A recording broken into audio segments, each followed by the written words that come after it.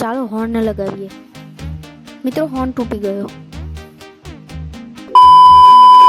તો રામ રામ બધા મિત્રોને। તો મિત્રો સ્વાગત છે તમારું મારા એક નવા વિડીયોમાં। મિત્રો આજે હું કરવાનું છું મારી સાયકલને પેન્ટ, કારણ કે ઘણી બધી જગ્યાએ કાટ લાગી જશે। હેન્ડલ આગળ તમે જોઈ શકો છો, અહીંયા આગળ બધે કાટ લાગી। મિત્રો આપણે કરવાના છે બ્લેક પેન્ટ। અને મિત્રો આજે આપણી સાયકલનો હોર્ન પણ તૂટી ગયો છે। તો ચાલો વિડીયોને સ્ટાર્ટ કરીએ।